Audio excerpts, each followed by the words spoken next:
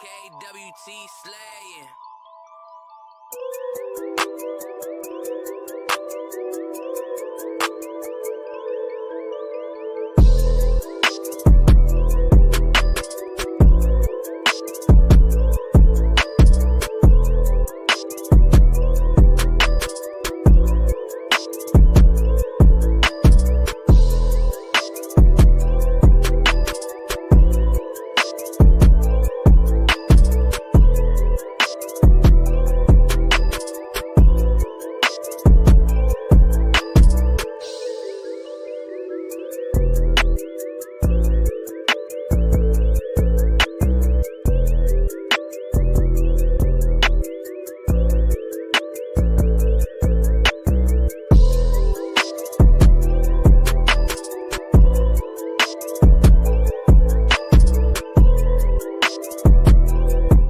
What if the truth was never lost, only buried? For centuries, historians, scholars, and even colonial records have confirmed what many tried to silence. The original Israelites were a black people scattered across continents but never erased. Their skin was dark, their customs ancient, and their covenant with Yah eternal. This journey uncovers how the Spanish and Portuguese Jews, described as dark-skinned, Semitic, shared one bloodline. Chased by the Inquisition, many fled to Portugal, then beyond, preserving their heritage across borders. But the story doesn't end in Iberia. Across from West Africa, black Jews built synagogues, kept Torah, and passed down the laws of Moses. The Limba in southern Africa, the Igbo in Nigeria, the Beta Israel in Ethiopia, tribes across the continent boldly declared, "We are the children of Israel." These aren't isolated claims. These are voices rising from the dust, connected by oral histories, Torah traditions, and the unbroken rhythm of their identity. No such legacy exists among European Jews. No centuries of tribal witness, no matching traditions, no trace of ancient covenant keeping. Maps, art, and archaeology tell the same story. The Israelites were scattered, enslaved, and displaced, but never lost. The world always knew who they were. Their presence was visible, their customs alive, their story intact. This book doesn't speculate. It confirms the Israelites were black, bound by blood, culture, and covenant to the Most High. This is not just history, it's restoration. The truth was never destroyed, only buried beneath centuries of deception. Get your copy of They Always Knew We Were Israelites today, available now on Amazon.com.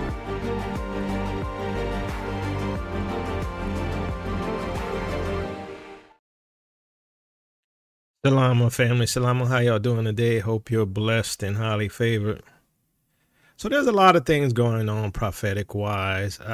I'm just flabbergasted by people who still stuck in deception and, you know, who don't see the whole picture, right? The Bible says that the wise will understand and the wicked will not understand. I was watching this video yesterday, and just to show you about the plagues that's going on, right? So the Most High judging this place, I'm watching this video, right? These young folks, right? Black, white, whatever. And they got HIV, they got full-blown AIDS. I'm like, Houston is off the chain with HIV, and Atlanta's off the chain with HIV, and and guess what? They're giving it to each other too. One guy told one woman, he said, "Look, I got it, now I gave it to you, now you have it." And then guess what? She didn't report him to the police because she says she loved him. Huh? Really? And she's like dying, right? I mean, she got full-blown AIDS, right? The plagues are here. You best warn your kids. You best warn your children. You best tell your family that the plagues are here. Stop playing, right? Chicago, they say have 15,000 people with HIV? I guarantee you a lot of them got, the lollipop, because the lollipop had it too. In case you didn't know, the lollipop had it in there. It has been confirmed. But we're living in the book of Revelation. The plagues are there, and the Bible says that they still did not repent of their from their sins, right? As much as the plagues hit, right, they still didn't repent. Like I saw one guy talking about his partner and all that stuff, right? So I'm like, okay, you don't understand what's going on. You're in darkness. The reason why you're dealing with that is because you're in sin. Oh, that's not a popular thing to say today. Today you're supposed to say your tomorrow is better than your yesterday. No. You're in that state because of sin. You're not living by Torah. Y'all then forgot the Most High. He's going to cast all nations into hell who forget Yah. Y'all don't know the scriptures.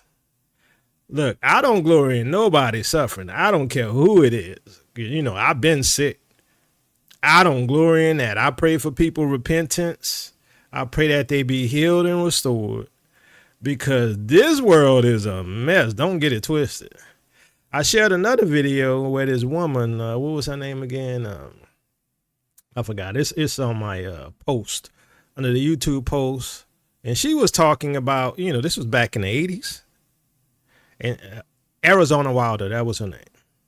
And she was talking about the serpent people, right? And how they eat people and babies and stuff that we see in the Epstein files. This was in the 80s. Now, I've heard her back then, right? I heard her. I heard David Icke and all that stuff. I'm like, I don't know about all that. But today I'm like, okay, maybe it's true. Because we see what happens in the Epstein file, right? And she talking about all the people who transform into reptilians. I don't want to see it. I haven't seen it. But guess what? Based upon what we've seen today, she's probably telling the truth. But we're going to look at some things today that, you know, if you understand end time prophecy, then you know where we're at on the timeline, okay? It is not Ezekiel 38. I don't care who's telling you this isn't Ezekiel 38 war. Jesus is coming back. No, it's not. It's not. It's not Ezekiel 38. That's if you study the scriptures, you would know that, right? But understand is people going to believe what they want to believe, but they can't prove it. They can't prove it.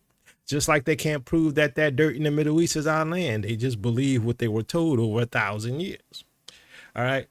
So I want to give a shout out to Shamara. I just ran across this little clip that he did, and he used our little saying, right? And I'm like, it was timely, right?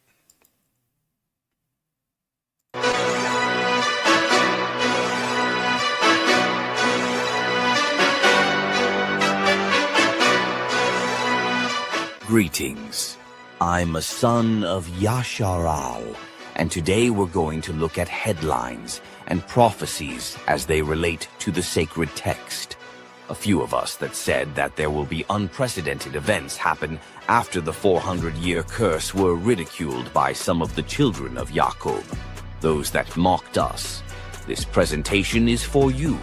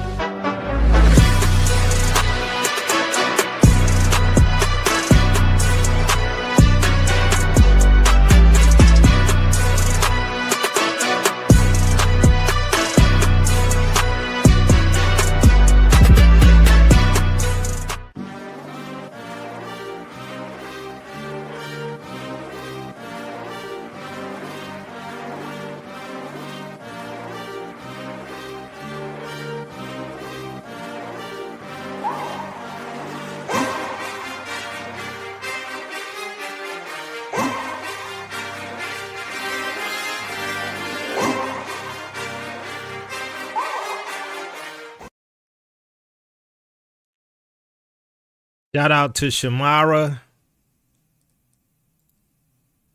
Shout out to Shamara. That beat was fire. That video was fire.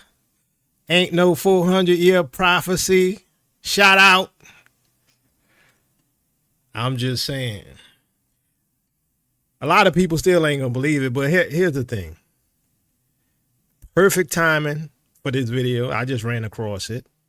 I say, I gotta show this to the fan. Right? It's fire. Got the dragon chasing a pregnant woman, right? About to give birth, right? Israel ready to give birth.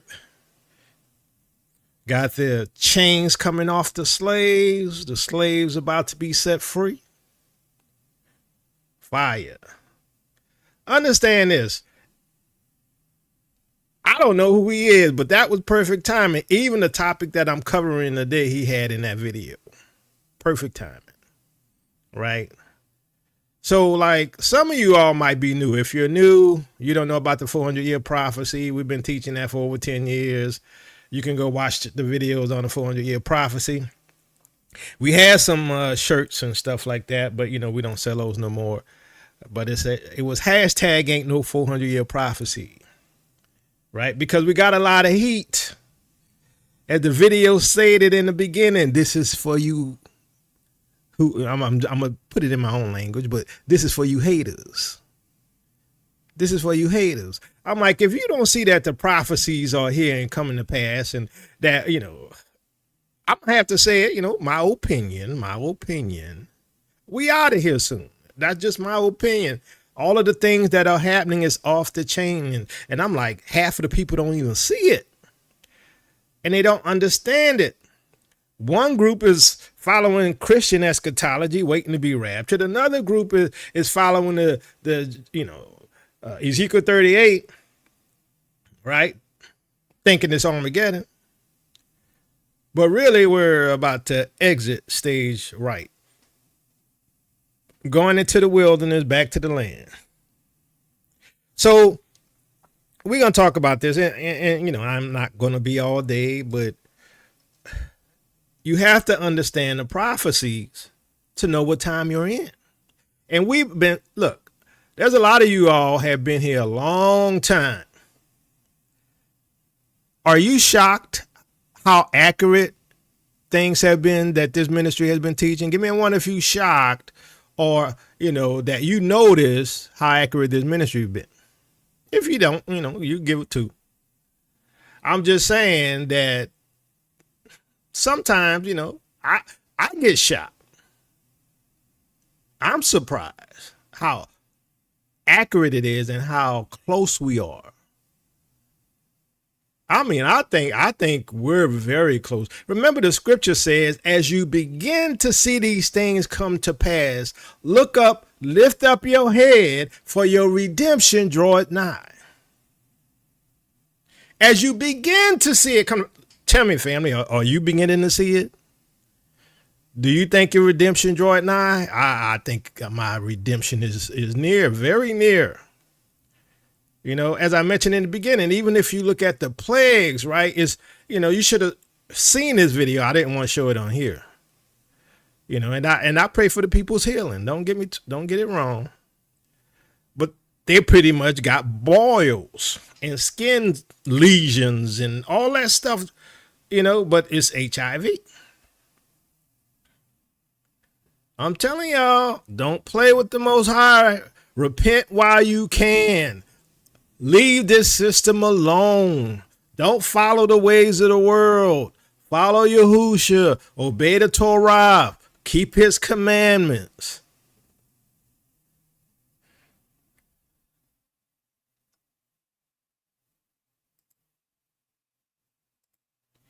But let's look at this right quick. We got a few things we'll look at today.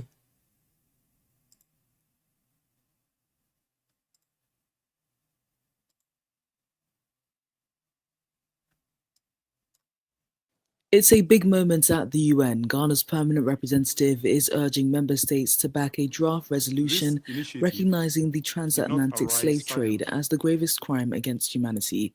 Samuel Gaukuma emphasizes this isn't about comparing tragedies. The concern has been raised that describing the trafficking and racialized chattel enslavement of Africans as the grievous crime against humanity, creates a hierarchy among historical atrocities. Respectfully, that interpretation is misplaced. First, the resolution does not rank suffering, nor does it attempt to create a legal hierarchy of crimes against humanity. Every atrocity, genocide, apartheid, colonial violence, and other crimes recognized under international law remains unequivocally condemned. The resolution simply identifies the historical mechanism that fundamentally restructured the world. For Ghana, the resolution is about confronting history honestly and pushing the conversation on justice forward. Supporting this resolution is not an act of accusation, it is an act of recognition. It is an affirmation that the international community possesses the moral confidence to name historical realities and learn from them. The trafficking and racialized chattel enslavement of Africans shaped the world we have inherited. Acknowledging this truth honors not only the memory of those who suffered, but also the universal principles of dignity, equality, and justice upon which this organization was founded. Between 1501 and 1867, over 13 million Africans were forcibly taken across the Atlantic, torn from their homes and families. You know, they happen to miss the fact that really in the 1400s, you know, the Jews were kicked out of Portugal and Spain and went to Sao Tome and went to Angola and parts of Africa, who happen to be the true Jews. But hey, at least we're getting somewhere. Y'all think it's a coincidence that this is happening now? With all the stuff that's happening, the release of the Epstein files, the war with Iran and the U.S. and that modern state in the Middle East, y'all think all of this is a coincidence? You still have your head in the sand?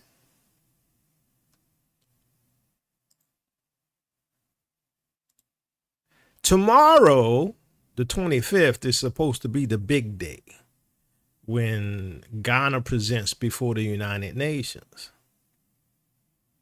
Now, you know, they're working with CARICOM. CARICOM has been pursuing reparations for the islands. Shout out to Sister Shonda. CARICOM is working with Africa, or the AU, the African Union, to get our reparations. Don't come here with that, we're foundational Black Americans, we don't have nothing to do with Africans. Why they're trying to steal our money? I don't want to hear that foolishness. That's division. That's those who going against the will of the Most High. The Most High said he's going to bring the two sticks together. Don't listen to FBA. They don't believe the scriptures. The Most High said he's going to bring the two sticks back together and make us one nation. Where? In the land. Isn't it interesting that it's Ghana leading the way? Isn't that interesting? Because what's in Ghana is called the Slave Coast. They got the slave dungeon, where our ancestors were sent into captivity. And Jeremiah 29:14 says, we're going back to the place we were taken from. Is that a coincidence? Yes or no, family? Is that a coincidence? Jeremiah 29:14 says we're going back to the place we were taken from.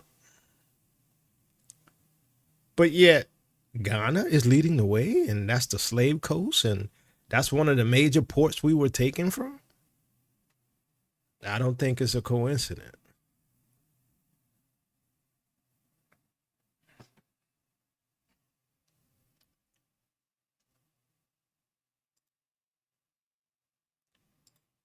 Commemorate the victims of a staggering crime. Millions of people stolen from their families and communities in Africa, trafficked across the Atlantic, and if they survived the journey, enslaved in the Americas. Millions more were born into bondage, brutally exploited for their labor, and denied their basic humanity. We honor their quiet resilience and courageous acts of open resistance. This global order prevailed for over 400 years and haunts our world even now. In systems and institutions shaped and enriched by chattel slavery, in social and economic inequalities rooted in past injustices, and in biases that permeate our culture and impact us all. On this International Day of Remembrance of the victims of slavery and the transatlantic slave trade, we are called to confront these legacies. By rejecting the false narrative of racial difference and the ugly lie of white supremacy, by dismantling racism online, in the media, in schools, at work, in politics, and within ourselves, and by working for truth, justice, and repair. I welcome the initial steps by some governments to address the consequences of slavery, but far bolder actions by many more member states are needed, including commitments to respect African countries' ownership of their own resources, and steps to ensure their equal participation and influence in the global financial architecture and the UN Security Council. Together, let us commit to a world where all people live and thrive in dignity. So I saw, let me bring it back up. Let me bring it up. Brother Dave's question. Isn't Ghana a co-conspirator? Well, no, because there was no Ghana. Ghana only came after the scramble for Africa. So we got to understand that, right? I'm not saying Israelites didn't send Israelites into captivity. I'm not saying it because, hey, Judah did it to Joseph, didn't he? But at the same time, we don't know the whole particulars because, like for instance, you got the Bantu tribes who are Israelites living in the land, and, they had other tribes around them like the Fulani, right? The Fulani has been known to send us into captivity. I don't know who the Fulani are. Some of their traditions look like Israelite traditions, but I'm not buying it because their history is antagonistic to Israelites. I think Fulani probably a tribe of Esau. That's just my opinion. Because remember, according to Maccabees, they converted to the religion of the Jews. So no, it wasn't necessarily our people, but we don't know for sure. Israel messed up today. Look how many Israelites betraying the family. Look how many black Hebrew Israelites, I'm going to say it that way just so we get clarity, betraying the nation now. Sold out to them Rev 2939s in Hollywood who control the music industry, who controls entertainment. Don't care nothing about their people whatsoever. They love the filthy lucre. But they're not going to tell you that they're miserable and unhappy and divided families. Their kids are ABCs and EFGs. They're living with certain diseases. They're not going to tell you that. They're oppressed demonically. They're not going to tell you that, but they got money. They got mansions. They got fame. They have cars. But guess what? If you notice today, a lot of that is dwindling. Our people don't really care too much about your fame no more. Your status, your wealth, your Maybach. All is a fraud and an illusion. It's an illusion.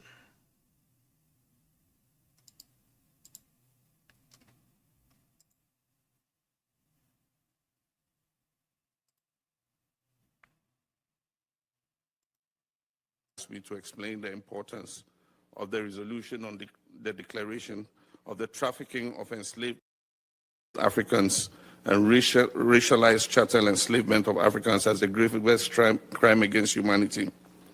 And I responded without pause or hesitation And I'd like to share what I told him. This resolution allows us as a global community to collectively bear witness to the plight of about more than 12.5 million men, women, and children whose homes, communities, names, families, hopes, dreams, futures, and lives were stolen from them over the course of 400 years. I speak these words today not only for Ghana, but also in solidarity with the rest of Africa, the Caribbean, Latin America, and the wider diaspora, and indeed all people of good conscience throughout the world. This resolution is a pathway to healing and reparative justice. This resolution is a safeguard against forgetting. Your Excellencies, ladies and gentlemen, violence begins with language.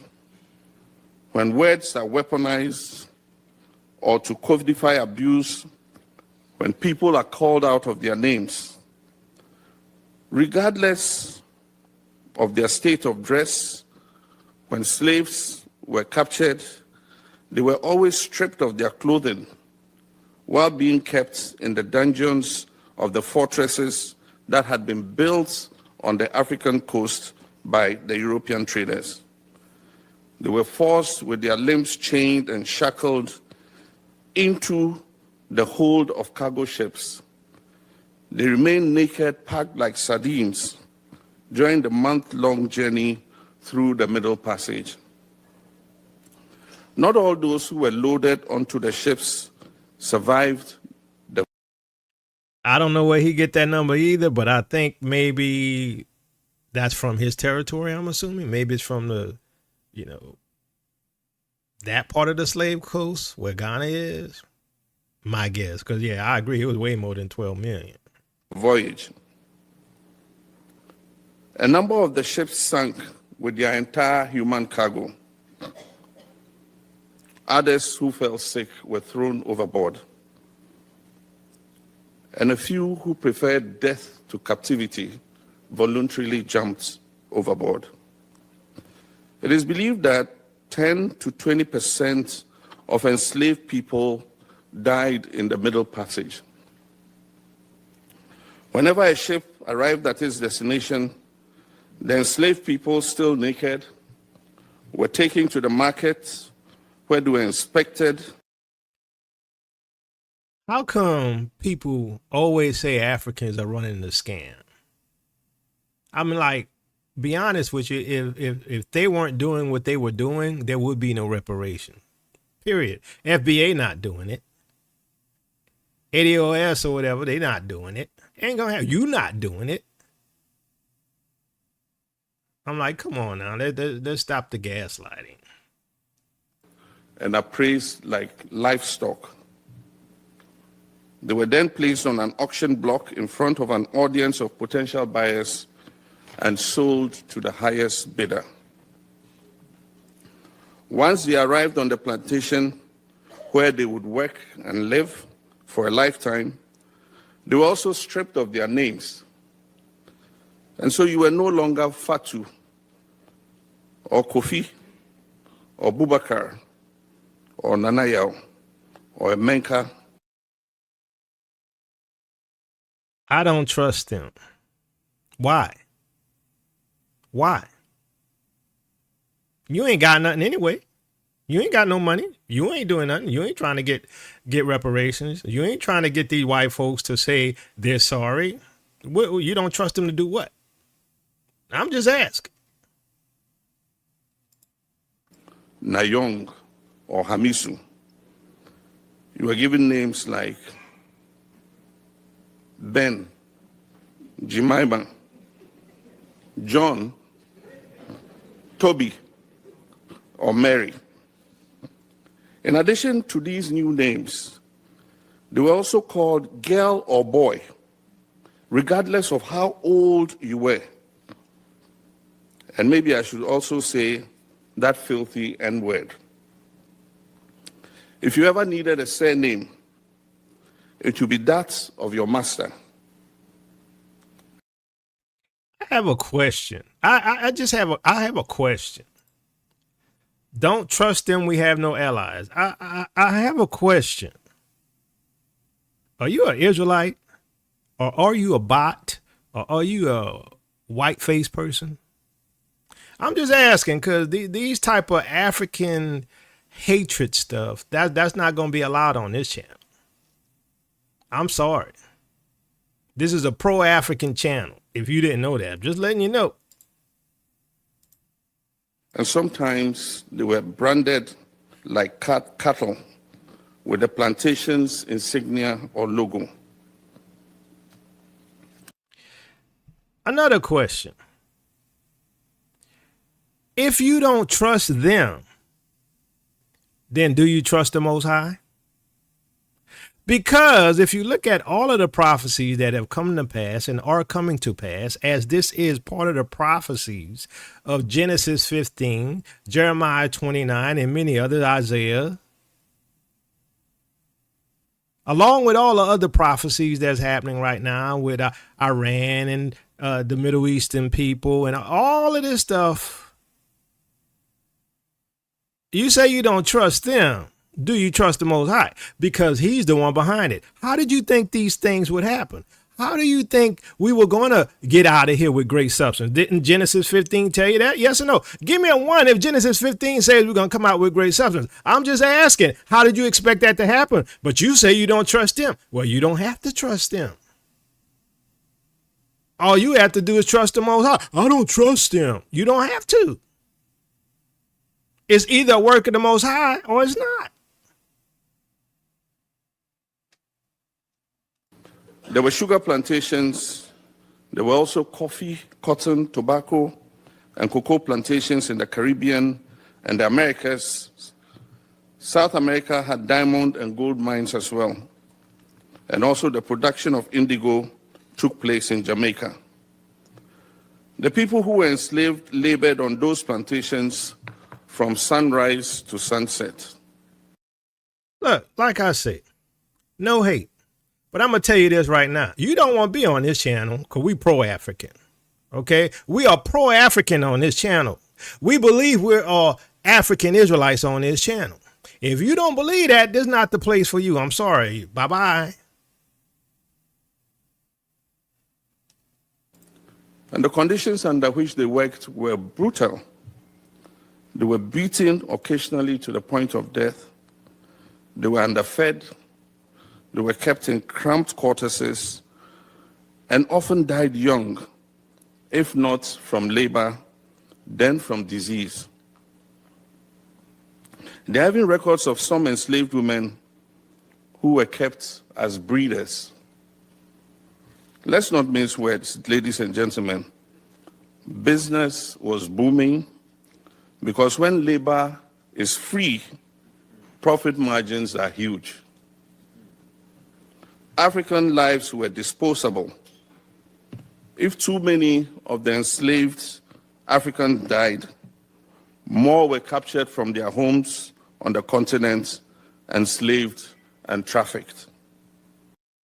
You know, I find it interesting for those who hate Africans, and you're an African. You might be a pretendian, but you're an African. You look just like them. Your grandma looked just like them. Your mama looked just like them. Look at the lady in the back. That looked like your aunt. But you're a pretendian. That's why y'all like, we don't have no allies. We're not African. We're Native American Indians. We're Choctaw. This is not the place for you. Because we don't deal with illusions here. We deal with the straight facts of the scriptures. And once again, I will ask you all,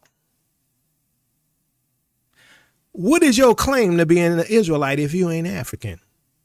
Prove to me, without going to Africa and the history and the traditions of the Africans and what the Bible says about their cultures and traditions, prove to me that you're an Israelite then if you're not an African. We have no allies. Well, they don't have no allies either. Huh? We got something in common, don't we? Y'all see all these prophecies coming to pass, and y'all still hating on Africa. Guess what? I have a question, another question. Where you gonna go when them nukes start dropping? Or you gonna stay here because you're not gonna flee? Where you gonna go? Thailand, Taiwan, China, Spain, Portugal, England? Where you gonna go when these people run out of food and they're gonna be breaking in your house to steal your food and do whatever else to you? Where you gonna run to? We ain't got no other place but where? Africa. Why? Because that's our home. Y'all don't believe the scriptures. I know. I understand. You don't believe the scriptures. The Bible says we're gonna be taken back to the place we were taken from. Do you not understand this? Is it not clear for you that we're going to go back to the place we were taken captive from? That's Jeremiah 29:14. But y'all don't believe the scriptures. I get it. I get it. During conversations about slavery, the point at which euphemisms are introduced, and there's a rush to talk about abolition. But we cannot afford to look away. This is precisely the part when we should pay close attention, because the devil is in the detail. The legendary American jazz player Miles Davis said, and I quote, "It's not the notes you play, it's the notes you don't play." When it comes to the contributions that Africa has made to enriching Europe and building the so-called New World, the silence is deafening. We have paved roads through mountains, we've put down railroad tracks, we've constructed buildings, laying brick after brick, we have cut sugar, cane, we've picked cocoa and cotton, we've descended into mines to unearth precious metals and stones, and we have wet nurse babies. We've paid the price of admission with the blood of our ancestors, and still what greets us at the door is silence. What we're met with is mythology. In closing, I would like to offer this quote by Nelson Mandela. And he says, "Our human compassion binds us the one to the other, not in pity or patronizing, but as human beings who have learned how to turn our common suffering into hope for the future. Truth begins with language." Ladies and gentlemen, excellencies, tomorrow we vote on a historic resolution that will be another step in the journey of establishing truth. We stand united as Africans, whether on the continent or any part of the world, and link up with people of conscience around the world to seek truth and justice and restore the dignity and humanity of victims of the slave trade. This is a resolution of destiny. And I hope all of you will vote tomorrow to establish truth so that together we can pass this historic resolution and finally acknowledge the full horrors of these transgressions against humanity of the approximately 15 million human beings who were enslaved. So we talked about what would happen, that the United Nations would have to be involved some kind of way. Why? Because the Israelites were scattered to the four corners of the earth, right? So therefore, you need a international institution. And they just so happen to be going before the United Nations tomorrow, and they're going to vote on this whole thing. Now, my question to you is, if it's not prophetic, what is it? All right. Is it just happenstance? Does it just happens to look like the prophecies? Does it just happens to look in the land of their captivity? They shall remember themselves when we woke up. Would that just say happenstance? All of it tied to the 2019 timeline? Is all of this a coincidence? Now we're going to see what happens tomorrow once the vote goes through, right? We're going to find out how much we are in prophetic times tomorrow. Because, if the vote don't go through, I don't know if that'll stop it. I mean, nothing stops the Most High. It's going to happen. He said it is going to happen. The thing that gets me is it's perfect timing. While the rest of the world is looking at Armageddon and the rest of the world is looking at Ezekiel 38, right? We're looking for our exit out of here. So they could not set up a con for us at the time that all hell's breaking loose on the world and people dying from plagues. And there's the threat of a third world war. While we're losing our jobs around the world because of AI and Satan is taking over and moving in force. He's coming like a flood. And guess what? At this time, it's a coincidence that they we want the reparations. You could be Choctaw all you want. You could be a pretendian all you want, but you ain't Israel then. And guess what? Since you look black, you look African, but you say you Cherokee and you indigenous, can I get your inheritance? Can I get your reparations? Can I get your money? Just sign it over to me. I'll take your plot of land. How about that? I'll add that to mine. How about that? Since you're a Choctaw and a pretendian, you can give me your money and you can give me all of that land that you would get that the Most High has for you because it's your inheritance. Since you're a Choctaw and all,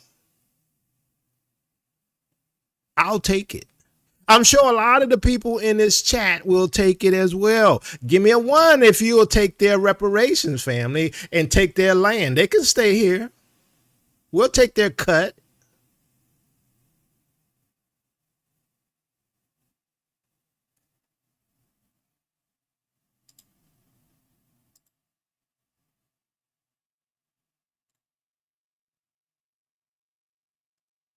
Particularly to the European powers that came to this continent and plundered the continent and took out many resources and stole our artifacts, our humanity and all that. We say we want all those things that you stole to come back to Africa, to where they belong. Those colonial powers who came here, they rejected our humanity, degraded our humanity, and destroyed our traditions and dismissed our rituals. So we are now bringing back these rituals, and they sought to reduce our ancestors. So before I continue, one of the things he's referring to is the Khoisan, right? So the Khoisan got the bones back, I believe, from Sweden that they stole from Africa. Now, supposedly the Khoisan is supposed to have the oldest DNA on the continent. And so, some people consider them Hamites, whatever. And, I don't know where they fall in the category. But here's the thing. When you start studying the history of the continent and the people and everything, you will realize that a lot of the tribes intermingled and mixed. So anyway, the Khoisan got the bones back, right? And the Khoisan, they were like, well, we got to have a ritual. We can't touch unclean bodies, right? So we got to have a ritual before we touch the bodies and bury them. That is Israelite law. I don't know if Khoisan are Israelites or not, right? But here's the thing. What they don't tell you about the nuances is that, some of these tribes mix, right? There were mixtures of Khoisan marrying Bantu Israelites, right? Some of these tribes mix. And so some of the culture and traditions we see of one group of Khoisan being circumcised, right? Some of the Khoisans are circumcised and other tribes aren't circumcised. So there's these nuances about the Khoisan, and they're intermixing with the Bantu Israelites, right? So that's why you can see one group being circumcised and one group, saying, hey, we gotta go through a ritual because, the Bible said don't touch the dead. The ones who did the burying said that, right? So we see some of these customs and cultures. So we have to be careful in saying, well, Koi's hand or just hand mice or whatever. I don't know. Some of them mixed, right? Some of them mixed. And so that's what we got to be careful with. Because we're seeing some of these traditions and cultural things, right? That's Israelite, right? And then another group, like I said, they don't do it, which is I find that interesting personally. Israel has been mixed up a lot, I'm telling you. Into objects. But we know, and we have to affirm today, that our ancestors were not objects. They sought to commoditize them by putting them as objects in museums so that people can come and study them and research them. So Brother Eric said, Yakoba, have you heard about the Ish buying up 520 acres in Kenya? Yeah, I've heard about it. And, I don't like it. But what I think is going to happen, I think all of them going to get pushed out. When World War III kicks off and people, fighting for resources and goods and all that, they're not going to keep that land. That's what I think. All of the foreigners, well, most of them are going to get pushed out. See, it only works in what they call a democratic system, right? That's the system that the Westerners built and Africans are following. When this war breaks out, there will be no more democracy. Just like in the Middle East, right? After this Iran situation, they're not going to be a democracy, right? Africa's not going to be a democracy. We're going to be back to kings.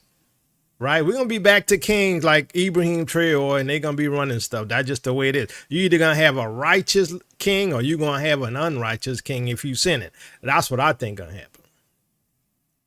And even that process was a process that was born of not only curiosity, it was born out of the dehumanization of our people.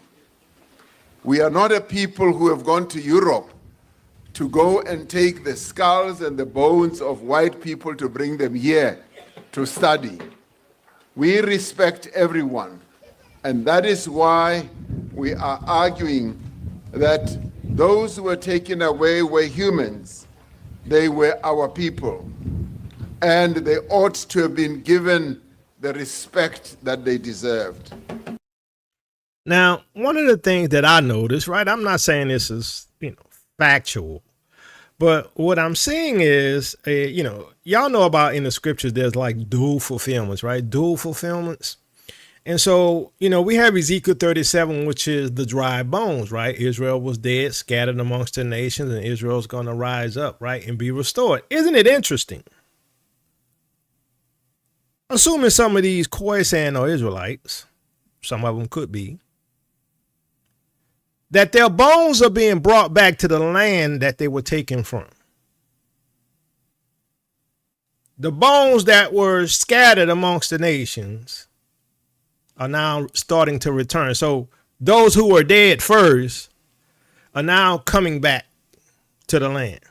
And those who were spiritually dead, our ancestors who were scattered into captivity, are going to follow them back to the. I'm just saying, I'm seeing some dual fulfillment here, some symbology here. I don't know what to tell you. The government of the Republic has taken a clear and principled position that the remains of our ancestors do not belong in foreign lands and foreign institutions. They belong here, in the soil of their birth, among their people, and within the embrace of their cultures, their traditions, and their practices. Theoretically, isn't it interesting? I'm just saying, I'll be seeing things. I don't know if I'm right. Bones to bones. Right? Sinew to sinew, flesh to flesh, the bones coming back symbolically, the nation coming back, both the dead and the living. I think is magnificent personally, symbolically. Ritual practices, religious practices, and spiritual practices. Through the national policy on repatriation and restitution of human remains and heritage objects, we have committed ourselves to a path of justice. This is not only a legal process, it is a moral, spiritual, and an important responsibility. Repatriation is about restoring, as our Premier Zamani Sol said, the dignity to those who were denied it. It is a So why now? Why are the bones being returned now? Africa has been asking for the bones for a long time, you know. Why now? And at the same time, the pursuit by the AU of reparations for the diaspora. Coincidence? No, it's just like we said. The scriptures are coming to pass. About healing the wounds of the past, of colonialism, of apartheid, as Mr. Mampanka said. It is about acknowledging that the past, no matter how painful, must be addressed with honesty and courage. To complete the healing process, there needs to be not only repatriation, there needs to be redress, so that there can be full closure on the pain of our people, the pain that they suffered. We don't only need an apology, we don't only need the repatriation, we also need redress. And I therefore call upon us and the Antarian Museum and the people of Scotland and the government of Scotland to start working with us on what we call redress and reparations. That is what we must do. We can. Africa is on one accord now. You see it? They're pushing it, right? South Africa pushing it, right? Ghana's pushing it. The AU's pushing it. They've tried it before. It didn't work. There's a movement afoot. It's spiritual. As the world gets darker and nasty and wicked, guess who's rising? Guess who's rising, family? Guess whose light is shining? Guess who's being shown, hey, guess what? Y'all owe us repatriation. Y'all owe us an apology as well. Y'all owe us money. Y'all need to build up our houses. Y'all need to restore us. Coincidence? I think not.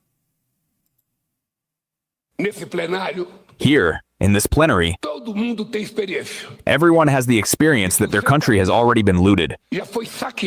In everything that was gold, in everything that was silver, in everything that was diamond, in everything that was ore. After they took everything we had, now they want to own the critical minerals and rare earths that we have. I'm looking at Bolivia here. I'm looking at Bolivia's first budget. That is, they already took almost everything from Bolivia. Now that Bolivia has critical minerals, it's Bolivia's chance, it's Africa's chance, it's Latin America's chance not to accept being only exporters of minerals to them. That is, whoever wants to come and settle and produce in the country so that we have the chance to develop our countries. We were colonized, we fought for independence. We conquered democracy, we lost democracy. Now they want to colonize us again. That is, we will not have a chance now that we have discovered that we have rare earths. That we have discovered that we have critical minerals. Now that we can aspire and make a quality leap in the production of fuel and alternatives. Heard about the stories of colonization and slavery. Black people were tortured, displayed in cages like wild animals in Europe and all that. Black people were castrated to prevent them from even having offspring. Black people were treated as less than animals. You know that in Congo they considered cardboard to be more valuable than black skin. They preferred to dry rubber on black people's skin rather than pay for cardboard to dry the rubber. Black people have suffered a lot. So slavery for centuries and centuries, colonization, and this war, you see that they came and took our ancestors without their consent. They sent them to the slaughterhouse on the front lines, and when they came back, you heard what happened in Senegal. When they tried to claim their money, they were killed. That is to say, they do not consider black people, and yet they went to fight alongside so-called allies who treated them like that. Brazil's President Luiz Inácio Lula da Silva has just dropped a bombshell that is sending shockwaves across the globe. In a fiery speech that has left the Western powers speechless, Lula has openly joined the bold Captain Ibrahim Traoré of Burkina Faso and other fearless African leaders in condemning the transatlantic slave trade as well. Now, Brazil was a colonized location, right? They were racist as a mug, right? And they would hang out people and delete out people in the street as well, right? Sometimes even worse than America. Now, it seems that since this president has come into office, it's illegal to call somebody the N-word in Brazil. I saw one video where, these teenage girls, they were on social media and they called somebody the N-word. She got arrested. These are interesting times, to say the least. One of the gravest crimes against humanity ever committed. Yes, you heard me right. The leader of Brazil, a country that received more enslaved Africans than any other nation, has declared full support for Ghana's explosive draft resolution at the United Nations, demanding the world officially recognize the transatlantic slave trade as the ultimate crime against black humanity. Lula didn't hold back. With fire in his eyes and power in his voice, he thundered, "After taking everything we had, they want to colonize us again." He was speaking straight facts about the new scramble for Africa and Latin America's critical minerals, the lithium, cobalt, rare earths, the same old colonial robbery dressed in modern clothes. Lula warned the world that the powers who once shipped our people in chains are now rushing back with new tricks to plunder what remains beneath our soil. He didn't stop. Let me tell you this. You cannot stop Satan by politicking and negotiating. Satan only knows one thing: hit him over the head with something hard. You know what I'm saying? See, all of these nations, these third world nations and Russia and China, they all gonna have to come together, because the devil, he wants your land. He wants your resources, your water, your gold, your silver, your food. He don't want you to control anything. The devil wants to control the world. Don't get it twisted. As Sirach says, don't trust your enemy, because as iron rusted, so is his wickedness. Don't trust them. Never. Look how many times Trump was in negotiations with Iran, and in the midst of negotiations, what did he do? Bomb Iran. That's what he did. Understand, there's only one way. And there's gonna be some red stuff spilled. Change don't come by negotiations. I'm sorry. What do you think happened in the Old Testament with our ancestors? They had to take out a bunch of nations. Y'all know it. Well, Jesus wouldn't do that. Well, I don't know what Bible you reading. There, pointing fingers directly at the hypocrisy of so-called democratic nations, Lula asked, what are they doing with Cuba right now? What did they do to Venezuela? Is that democracy? He reminded everyone that every country at the summit had already been looted of gold, silver, diamonds and minerals. After taking everything we had, now they want to own the critical minerals. They want to colonize us again. My people, this is historic. While Captain Ibrahim Traoré has been standing like a lion in Burkina Faso, rejecting every form of neo-colonial. Look, everybody's scared, right? Trump wants Canada. Trump wants Greenland. Trump wants Venezuela. Trump wants Mexico, right? They all scared. The enemy of my enemy is my friend. I'm just saying. Colonial domination, Lula da Silva is now adding the massive weight of Brazil to this Pan-African fight. Ghana's President John Mahama is leading the charge at the United Nations, pushing this resolution that will hit the General Assembly tomorrow. More than 12 million Africans torn from their homes, families destroyed, kingdoms ruined, a Holocaust that lasted centuries, and now the world is being forced to call it exactly what it was, the gravest crime against humanity. This is not just talk, this is the Global South rising. This is Africa and its diaspora saying with one voice, enough of the plunder, enough of the hypocrisy, enough of treating us like resources to be extracted while they lecture us about human rights.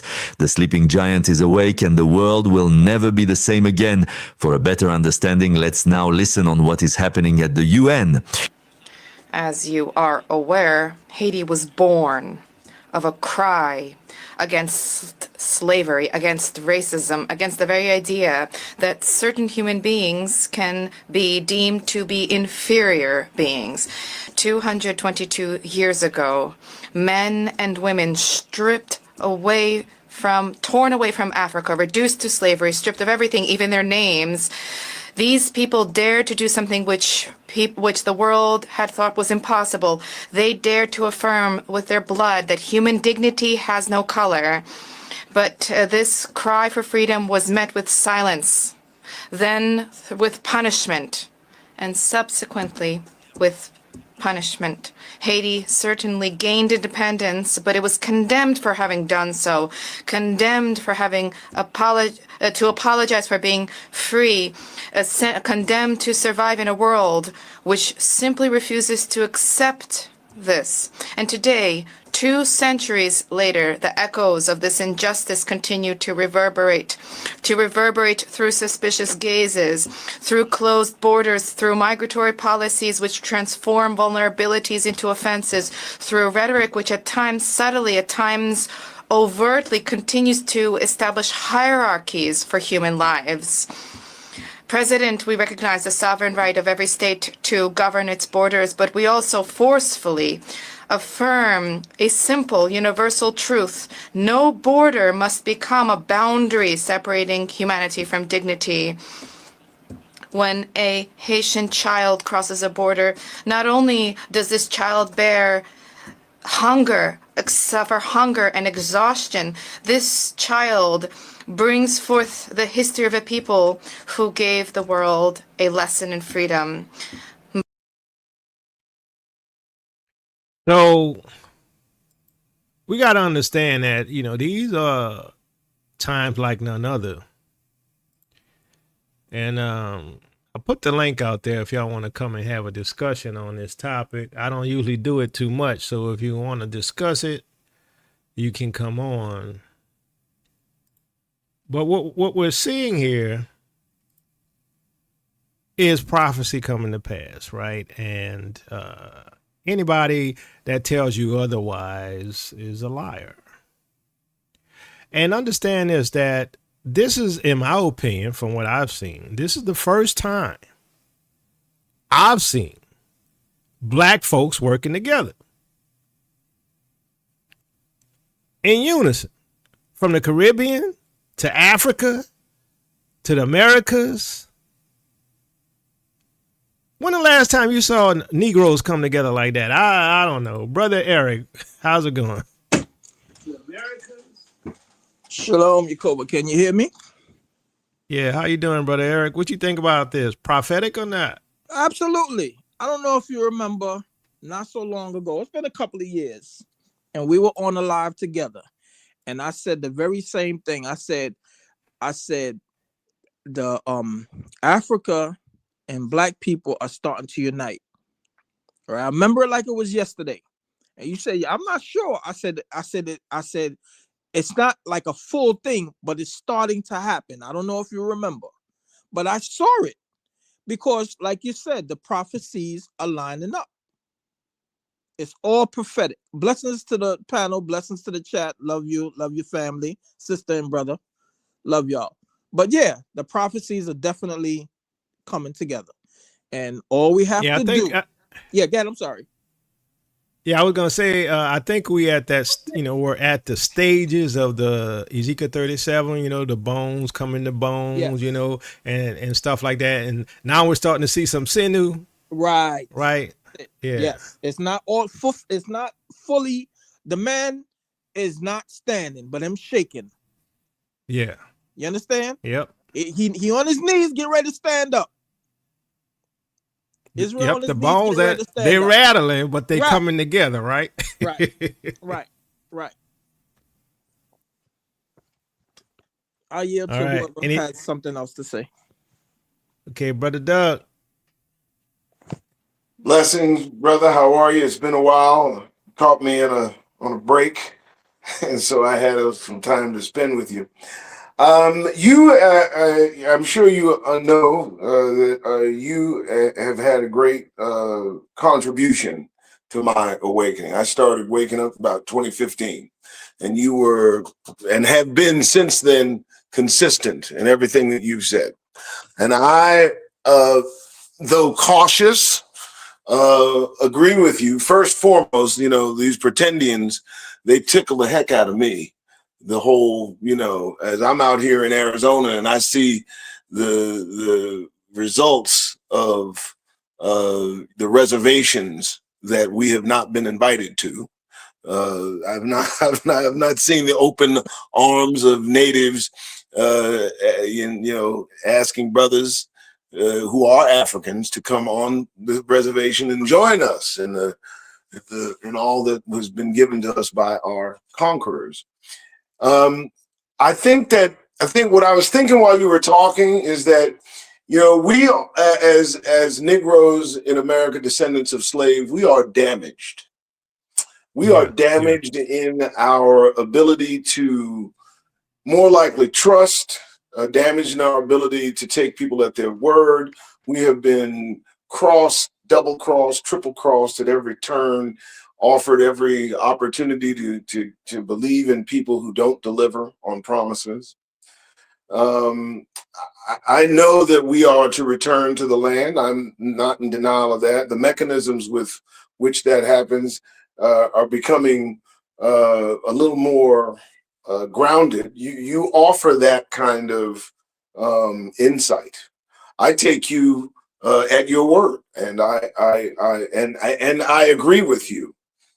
That being said, when I look at African leaders wax on philosophically about all that has been done to us and the need for reparations, it's not a matter of distrust, brother. I don't want you to consider that fully in its fullest form, but it is a matter of caution for me.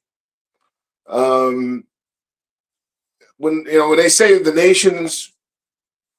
nations conspired against us, I don't know who was on what playing field when that happened. I don't. I mean, we're so far removed from the land. When I hear, and everything sounds good at face value, Brother Yacob. I mean, I'm sure at the moment of speaking, he means everything that he says. But at the point in time, we get the reparations that he is pleading for. And we have the holdings and we return and we get the land. I simply wonder the attitudes and how they might adjust, with the local indigenous population of Africa that did not traverse the Atlantic.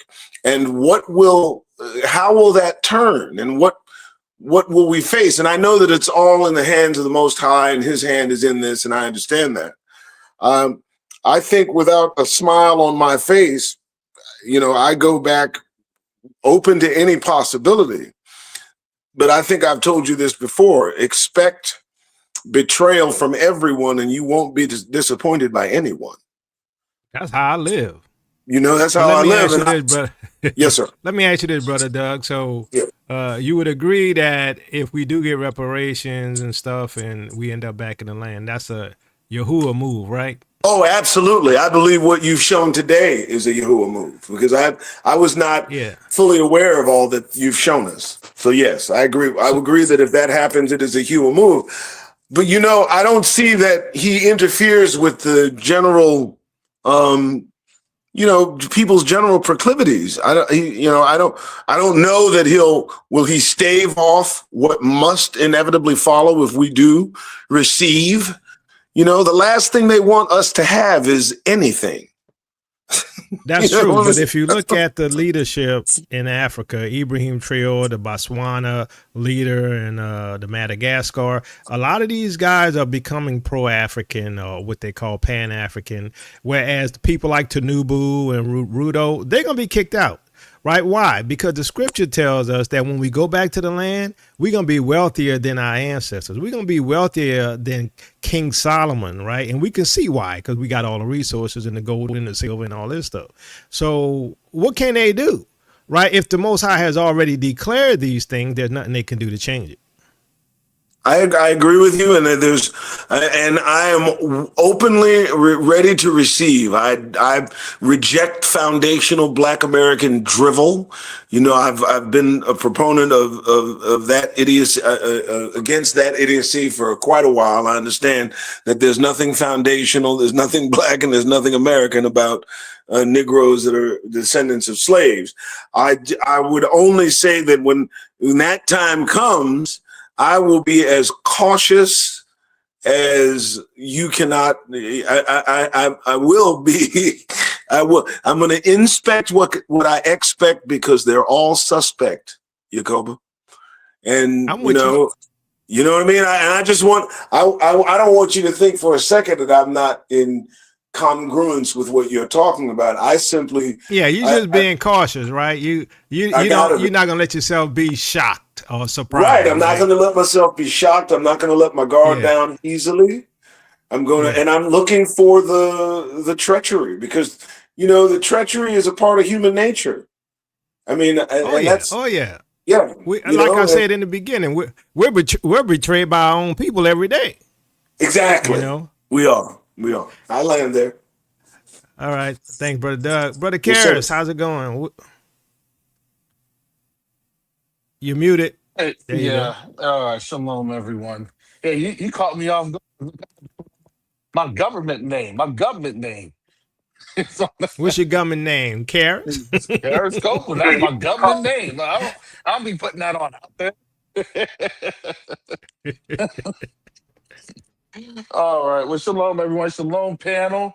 I see Brother Doug, Brother Eric, Sister Shonda, and some other folks. Brother Yakoba, we were talking about this last week, right? And one of the things that I had always looked at this was there's a couple of tiers in this process. This is the first tier of the process, because you have to have the legislative authorities, right? A governing body, to be able to then come together as this is what this government body has stated. Now, in terms of the righteousness of the government body, it is what it is. However, don't think that they're just doing this reparations and this call for reparations and things of that nature altruistic manner. So I want to give a little bit of that spectrum to with Brother Doug. However, this is now a call because, as I stated earlier this morning, the U.S. is only bringing in $6 trillion a year, and they're spending $88 trillion a year. The math isn't mathing. And as folks have been able to... Didn't you say this morning, Karras, that they're insolvent? They're insolvent, yes. Yeah, they're insolvent. The problem is that nobody saw the insolvency. And so I laughed. I was joking about this with some of the folks at my work. And I said, hey, if we've been this insolvent, I said, we really should have been fighting folks from the first time Trump has sworn in, even though he didn't swear in the Bible. When he swore in, he should have just been like, hey, immediately we're going to war. Everybody, good luck. We broke. That's why he robbing everybody, huh? Yeah. He the bully in the schoolyard. I'm gonna take your chain. No, he's a broke bully in the schoolyard. He's trying to take things. Look, you know what I'm saying? Look, I gotta get mine because look, y'all ain't got nothing. He went there. He saw the books. He said, "Well, I guess it's time for me to start robbing folks before I start robbing the rest of the world." And Yeah. and you know, and the reality is that's exactly where we're at on this. But you know, I don't think that a lot of people understood what this was going to be, especially a couple of years ago when it came to Ibrahim Traore, when it came to Burkina Faso, with Goita, with the CIMIG, with the Sahel Alliance, because what that actually did was it exposed the West. It exposed the West that you have a bunch of Negroes over there actually doing something. And now here you are with Ghana. And just to kind of put the point in there and then let other folks talk. Being in Ghana about 6 months ago, and there's no secret that we're doing projects over there in Ghana, but things were actually very profound that the people on the ground, the common woman on the ground, and when they're literally telling you, we want our brothers and sisters back home, we want our family back home. That came from their mouths. That wasn't just echoed at the top by a politician trying to do what other 4, 5, 6 other moves. Right. This is actually the sentiment on the ground, and they're realizing as they said it. Look, we can't do anything without you all being here. We can't move without you all helping us. And it wasn't the construct of, well, oh well, they just want to take our labor and take everything else. Let me tell you this: everywhere in Ghana, you will literally trip over gold. So it's not a matter of resources and funds. They just can't control it. So it's kind of laughable. You're hearing someone there in the African Union talking about reparations, but it's not. It's a lot more than that. It's literally leave us alone so we can control our resources. And let me tell you, they have a vast amount of resources. That's literally that's literally incomprehensible. So, will it take us time to build trust? Absolutely. We've had a 400-year gap. I mean, that, or more than that, since 1453, since the dumb diversus, and then that chase about another 100 years later in the sub-Saharan continent. But it is going to take time. But a lot of the sub-Saharan folks, they know, especially in places like Ghana and in Burkina Faso, it's going to take our efforts and their efforts to really be able to be the head and not the tail. Yep. All right. Thanks, Brother Carey. So, Sister Ashonda, did you just drop off? Did your connection drop, or you had to go? I wanted to hear what you had to say. So if you want to come back, you can. I'll put you on. Cover girl, you have to unmute yourself. Hey, can you hear me? Yeah, how you doing? You have to unmute yourself. I think you had a delay or something. I heard you when you talked. Okay.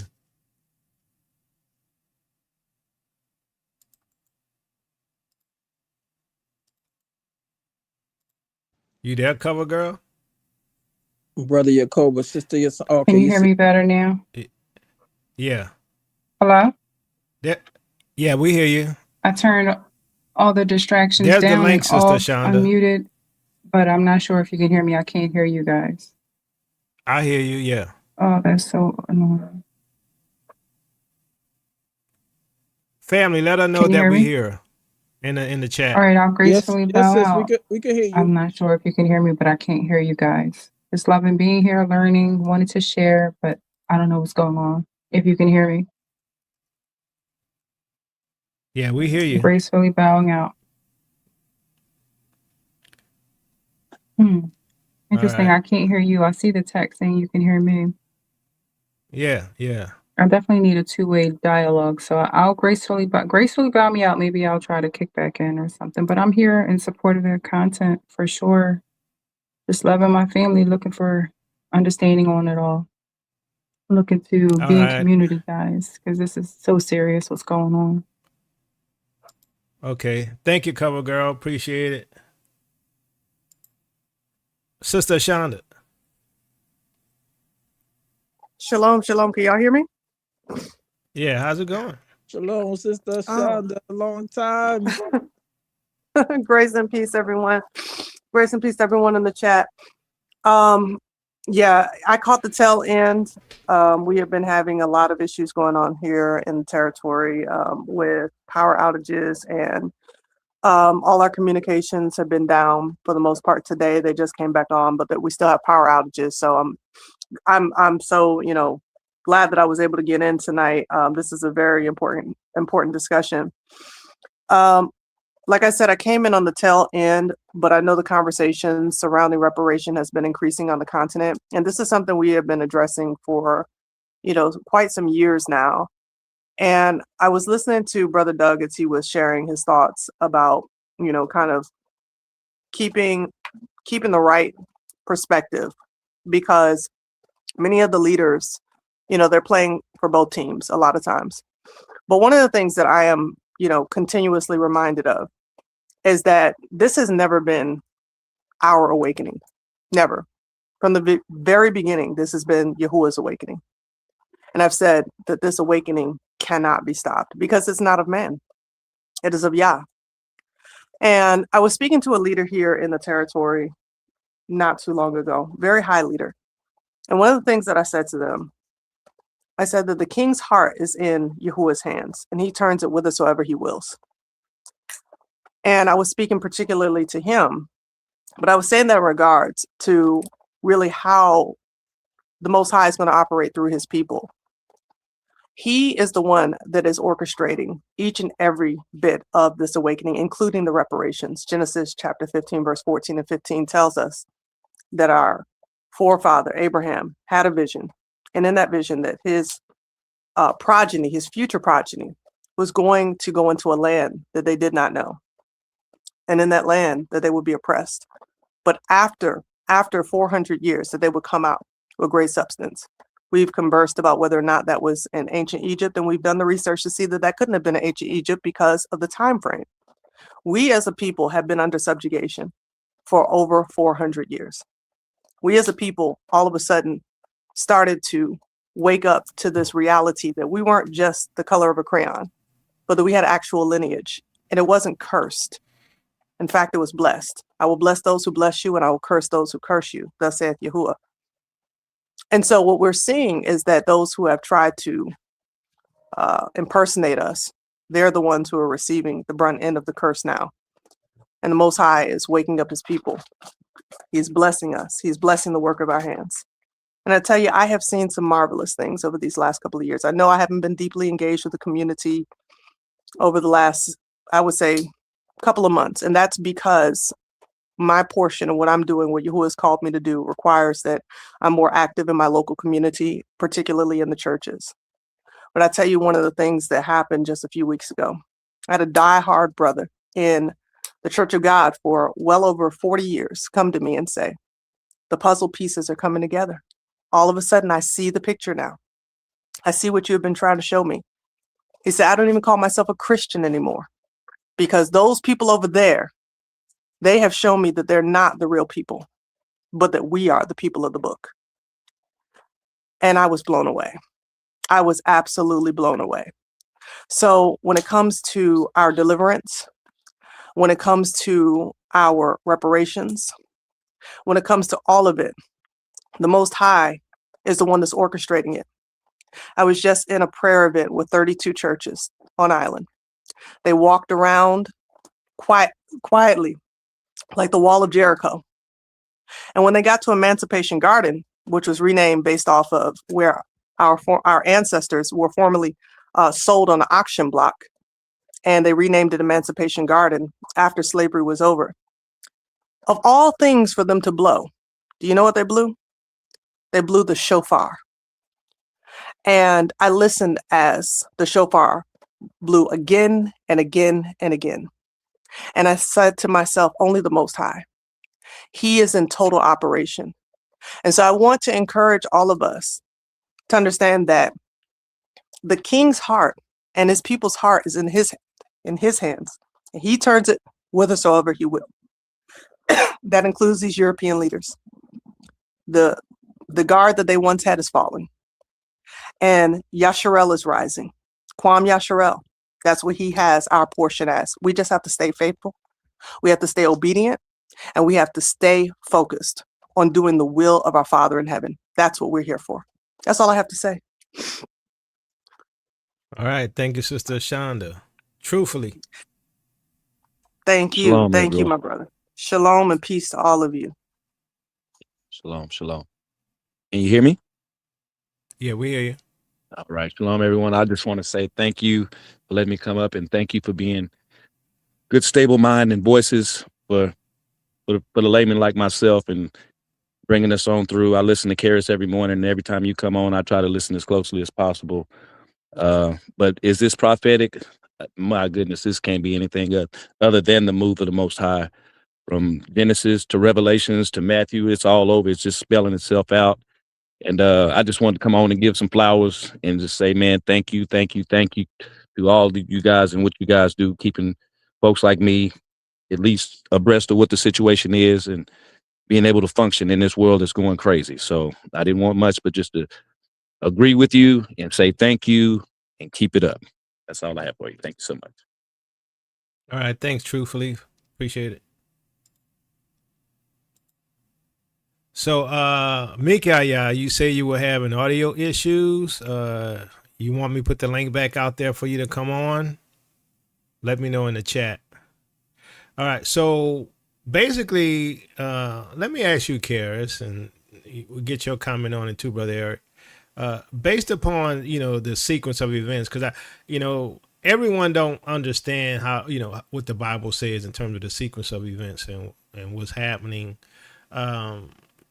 It seems compressed to me, right? The prophecies, the wars, the revelation of the wickedness, right? Even the whole idea of a possibility of a reptilian species out there that can look human, which, be honest with you, I'm leaning towards now, right? Before I didn't even pay attention to it. And, but the Epstein files has revealed a lot of this stuff. What is your gut feeling in terms of, what I call, the birth pains, because that's how I looked at it, which was the birth pains.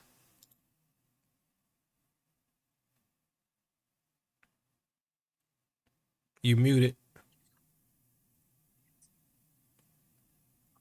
Were you talking to me?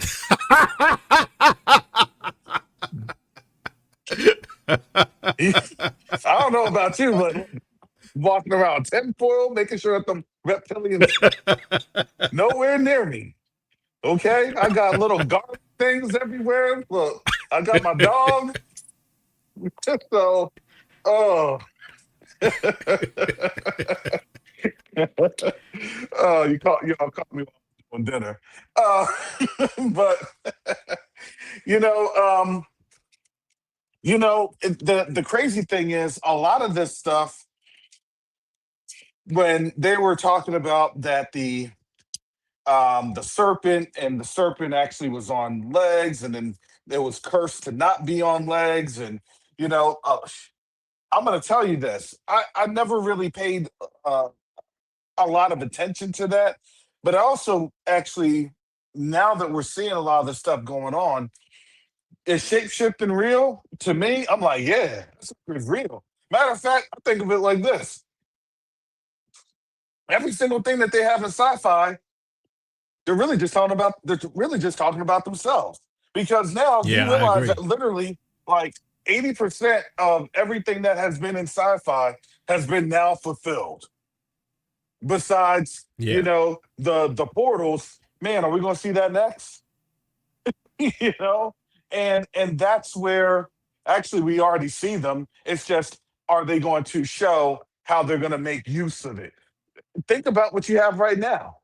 Think about what PSA and, well, you know what? We found a better way that we don't have to do, gas. Everybody can go through a portal. I don't know. That's the crazy thing. I don't know. But I'm going to tell you this in terms of the time frame. I mean, let's really examine this because remember in 2017, 2018, it was really we were coming out in 2015 through 2016, late 17. Oh, we're the people. We didn't even really know what that. We just knew that we're the people. And then as we started to really been inspired by the Holy Spirit, the Ruach HaKodesh, that it's a little bit more than that, right? It's actually Bible. Of course we're the people, but we didn't know what those implications were. A lot of us didn't. We just thought, okay, if we're the people, we're gonna get on out of here soon, right? And then we started to have a better idea and understanding of what soon meant. I mean, a lot of us, including me, I was thinking 2019, 2020, man, that was going to be it. The US was proxy engaged with Iran, right, through the Houthis. And then from there, it just shut down because we went into COVID in 2020. And then from 2020, everything continued to get shut down. People really weren't fighting with the Houthis and the Arabs and things of that nature. 2021, we saw things going on because remember, they went through and went crazy on January 26th. And then 2022, here comes Russia saying, hey, we told Biden to, leave us alone and not encroach on us with NATO. And look at what happened right then in February. So now you hit 4 years later because, that was 2022, 2023. You had October 7th, So 2024. how close you think we are in terms of these birth pains? I mean, I think the contraction's so close that the baby's about to pop out. What do you think? Well, that was what I was going to And ask. after you give me your answer, I'm gonna move on to Mika, yeah, since she's Yeah, been yeah. waiting. But good. No worries. I see it. Yep, I see him. Okay. So I look at it like this. The question that I have to ask myself with when they propose this UN vote, because it's going to go to the floor and people are going to vote on it. The question is going to be, obviously, what do you believe the US is going to vote? Are they going to vote outright no, or are they going to abstain? Now, I think for the US, I think the US will probably abstain. They don't want to vote outright no because there's problems. Or they may just vote outright no. We don't care. They're showing their hearts.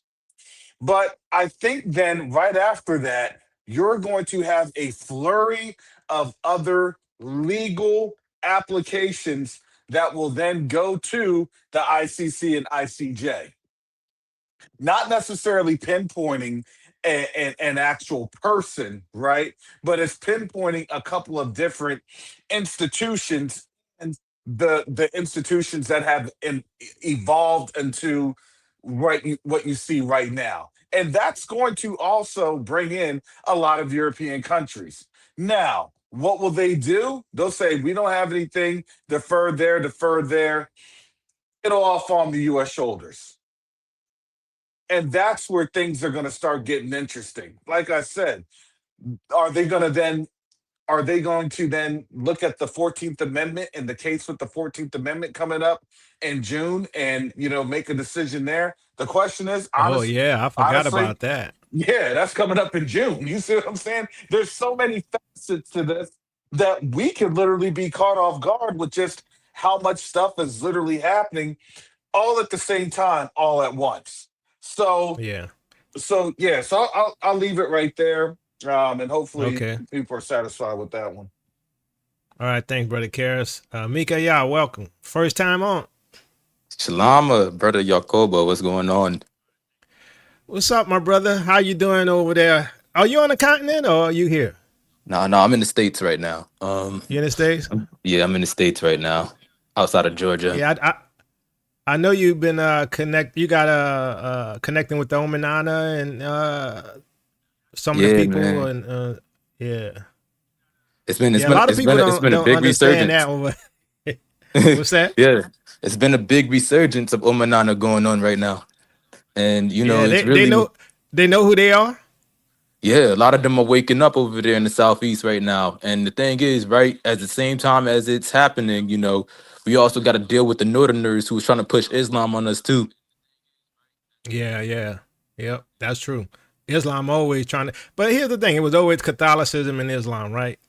Yeah.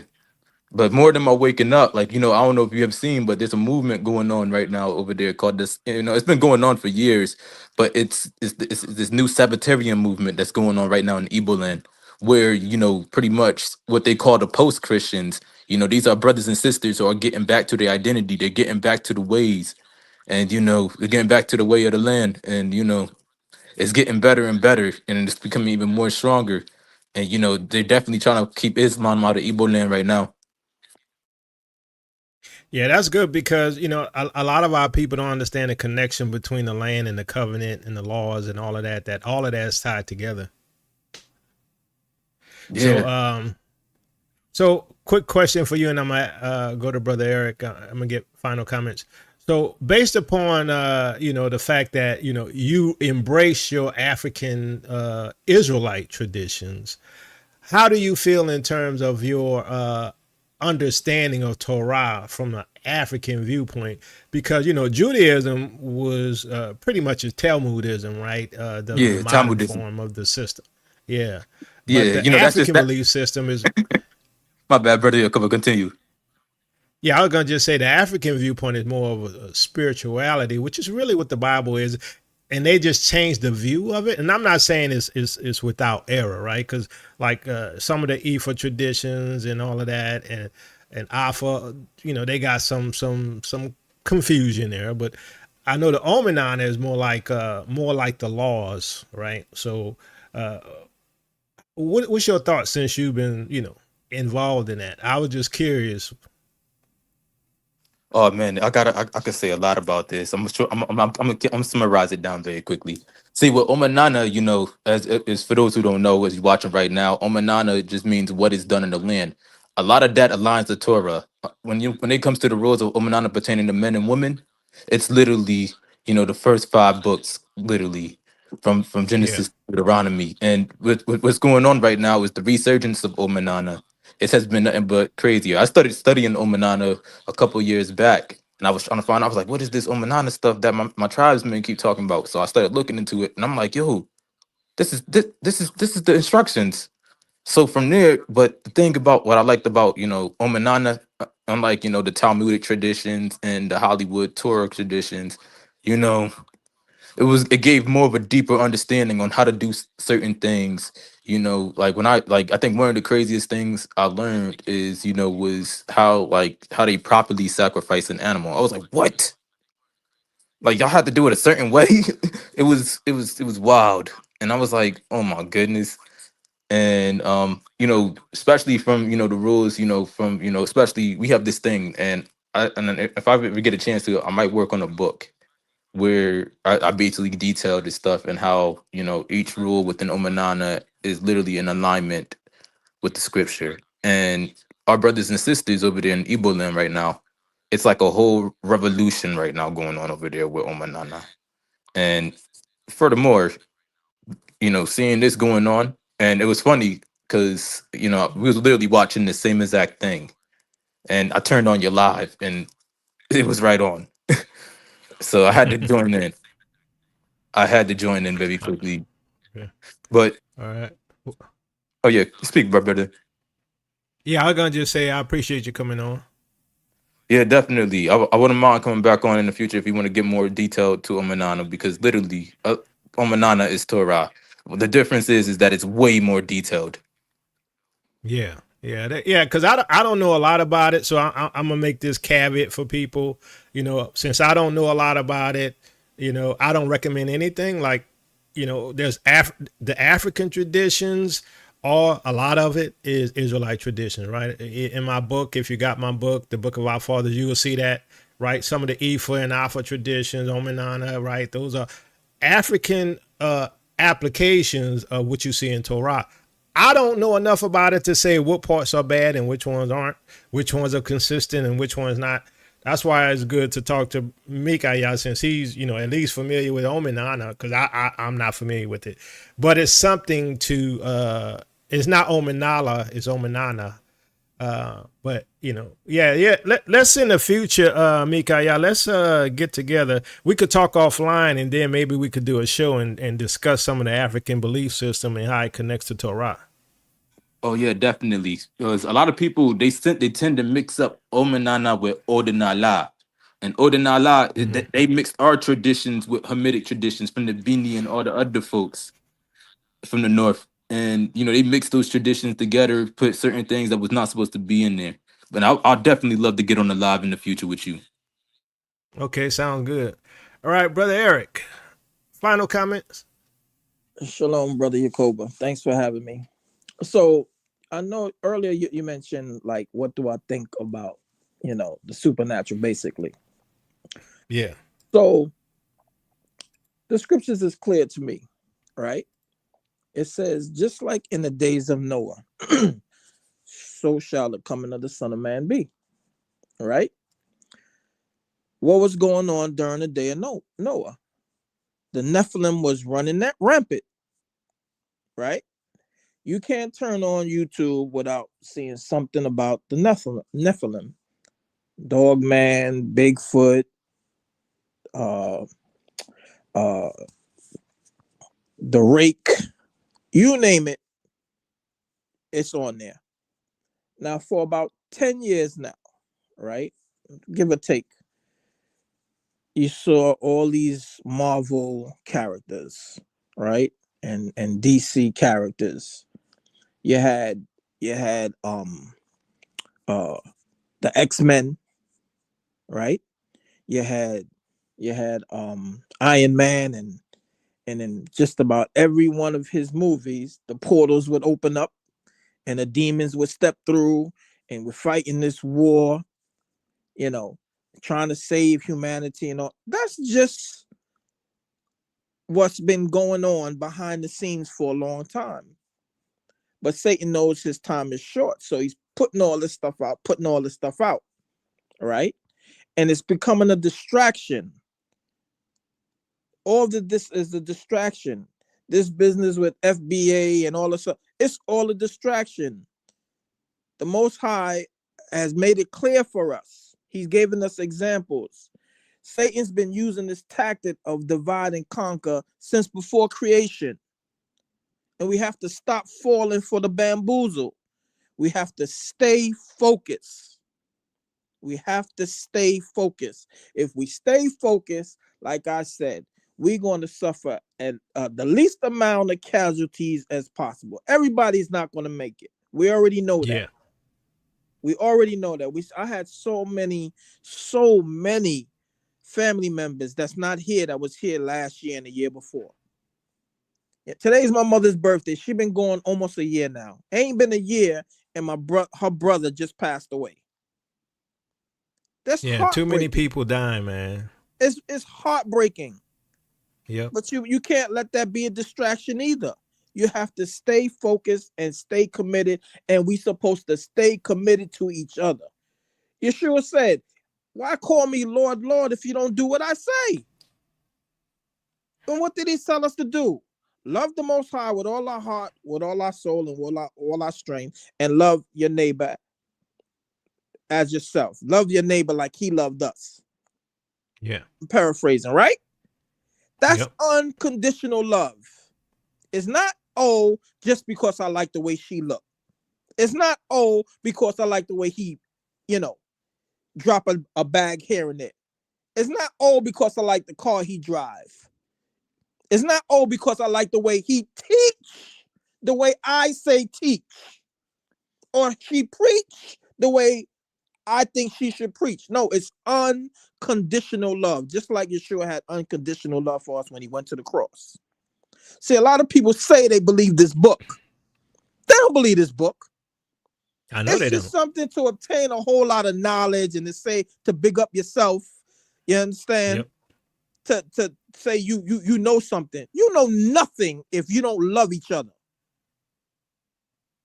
You understand? So anyway, that's always been my thing. Love each other, take care of each other, support each other. You ain't gonna hear nothing else from me besides that, outside of some clown talking about Yeshua ain't the son of God and saying goofy stuff.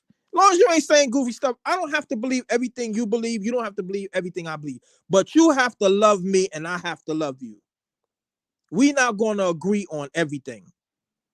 But we have to agree that the only way we get out of here is if we stick together. And that's all I wanted to say. I wanted to bring up a scripture, but I'll say before next time. Thank you for having me. All right. Keep up the good work. Blessings to you. Blessings to Teo. And just keep doing your thing, Hebrew. Keep doing your thing. All right. Thanks for coming on, Brother Eric. Appreciate it. So, fam, I want to thank the panel, everyone who came on and give their input. So one thing I want to say, because I know everyone isn't as researched concerning the African traditions of the Bible. And, I saw in the chat some people talking about Yahushua, the only sacrifice. I mean, we understand that, right? He is the only sacrifice for sins. He's the true lamb. But what you have to understand is that if you understand the history of the Torah, right, some of the tribes have been missing, since the Babylonian captivity and the Assyrian captivity, right? So a lot of their traditions are still Old Testament, right? And so some of their traditions is still that of what you see in the Old Testament. And so, like in my book, the Book of Our Fathers, I talk about covenant memory. So some of the things you see in Ephah, some of the things you see in Alpha, which I don't believe is a perfect representation of the Old Testament, right? But they have a lot of the same things and traditions and what I call covenant memory, right? So, the other thing is, a lot of our people, I'm going to have to say it, is surface levels studiers, right? Surface level researchers. And they have an idea of what they believe or what they think the scriptures teach because they haven't studied for themselves, right? They sit under a moray, right? And I'm not saying you shouldn't. I'm just saying you got to be careful because you may not get everything you're supposed to get, right? So like, for instance, right? And it's just for Lanyap, right? But when you look in Ezekiel chapter 40, right? This is after the Messiah is back and he's ruling and reigning, right? In Ezekiel 40, they have sacrifices again, but they don't have sacrifices for sin. If you read Ezekiel 40, they have sacrifices because according to the law, the temple that's going to be rebuilt has to, and the land has to be sprinkled with blood for cleansing, right? That's the Bible. I mean, that's the book you say you believe in, right? Go read Ezekiel 40. So my point being is that, when we have people or we discuss things that you may not fully understand, don't act like, we're going apostate or something like that. Maybe you need to do some research and get a deeper understanding of the book that you say you follow, right? And what Old Testament and New Testament says about it, right? And what the prophecies say, right? We know that Yahushua is the only way to the Father. He's the only sacrifice for sin, right? He don't look, and like I said too, he is God in human flesh. If you got a problem with that, that's your problem. He's the great I am. He's the one in the burning bush. Okay. He's the visible image of the invisible God, right? If you got a problem with that, you're in deeper trouble than some other folks, right? So I'm gonna just leave it like that. So what we have today, we got to understand that all of these things, all of these prophecies we're seeing come together, I'm watching these things and I'm like, I don't know how much time left. I really don't. That's how close the baby is kicking. That's how close the contractions are in my mind, right? From what I see prophetically, I'm watching all of this stuff, right?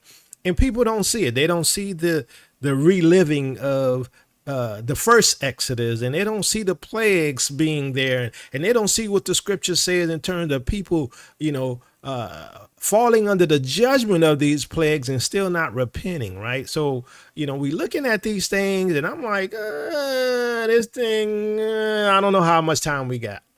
And if you look at the increase of the persecution here and around the world, right? We're going to run out of oil. We're going to run out of gas. We're going to run out of food, right? People being fired.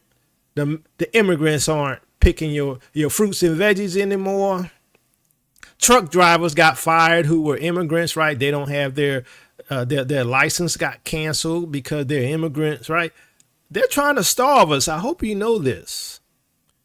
Okay? America, aka Babylon, is falling. And if you can't see it, I feel sorry for you. I don't know how much time we got left. That's all I got to say about it. And then we have what we see today with the reparations talk. And this is the first time the continent and the whole diaspora, whether they in the islands or in America, they all coming together to say, look, we want our money. We want our reparation. Now, somebody asked me, well, Nicole, but how are we going to get money? We don't want paper. We want gold. How are they going to do that? I don't know. But I would theorize, understanding the scriptures, that the B system, which is a economic system, it is a political system, it is a military system, even though the horde won't be riding the beast anymore because she's about to be destroyed, the B system is still going to be there, which is economic, right? Which is political, right? Which is financial. And so there's going to be some kind of economic system, probably digital, and, they might give you 10 million tokens. I mean, that's possible. And you're going to say, well, I don't want no tokens. Well, what you want? 10 tons of gold, 20 tons of silver? Good luck carrying that and getting it over to the continent safely and store it somewhere. And then you got to convert it to something. I don't think it's going to work that way. I think it's going to be the B system because it's going to be partly strong and partly weak. Right. And at the same time, according to scriptures, while this B system is becoming totalitarian and dystopic on the Western nations, on the continent, Yahuwah's kingdom rise. In the days of these 10 shall the God of heaven set up a kingdom that shall never end. We're going to prosper, even though we're going to be trading. And if we're going to be trading, then there's going to be a means of, sending money back and forth, right? Which is going to be what? Current economic type of system, right? A digital system, more than likely, because the fiat currency is over. I hope you know this. The fiat currency is over. Your 401k, your savings, your IRAs, if you don't diversify, good luck, right? Because they're bringing in a new system. I don't want to be under any Western rulership. I don't want to be here. Hopefully, by the grace of the Most High, none of us will be here. We'll be in the wilderness. And, according to that, then, we're going to go through testing and trials. And we get out of there, we go back to the land. Right. And they're going to build up our walls and all this stuff. And then later on after that, sometime there's going to be World War III. Well, not World War III, Armageddon after that. But I'm going to say this, right? I've said in the past that I think, because the Gentiles are supposed to get double what we have in terms of judgment and the curses and enslavement, that we had another 800 to 1,000 years. Maybe, maybe not. I don't know. I mean, that was my thought. It makes sense to me. The only problem is I can't see the beast system lasting all the way for another 1,000 years until the 1,000 or 800 years, let's say, until the 1,000-year reign of Christ. All that time, I can't see that. So it could look. I don't know, but maybe Armageddon could happen 2035, 2040. Just a thought. I'm reevaluating some of my positions on some stuff. So don't hold me to it. I'm just thinking about different things, right? So if y'all want to support this ministry, you can. I'd appreciate it, right? You can become a patron. You can do Cash App, right? We got other means of giving. If you can take your phone and click on the camera and highlight that QR code in the left corner right there, it'll bring you to our website, tailministries.com, the donations tab, and there's other ways of giving. So a lot of y'all, we thank you all who do support us, but there's a lot of you all who just don't, y'all like to, just eat, but don't give a tip, I guess. It is what it is. The Most High is in control, but, I would say this. Based upon our track record, I think, which has been very good in my opinion, I would say, give a brother a like at least, a share, subscribe, if you can afford to support us financially, right? But understand this, there's not much time left, right? In my opinion, something major gonna happen. And as we've said before, we don't know how many people are gonna make it out alive, right? We really don't. We don't know how many people gonna make it out. So, that's all I got. Hopefully we all make it out of here. And love y'all with the love of Messiah. Peace and blessings, Israel. Your captivity is ending.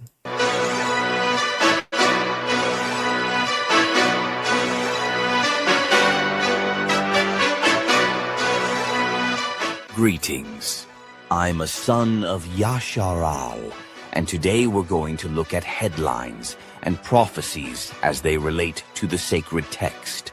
A few of us that said that there will be unprecedented events happen after the 400-year curse were ridiculed by some of the children of Jacob, those that mocked us.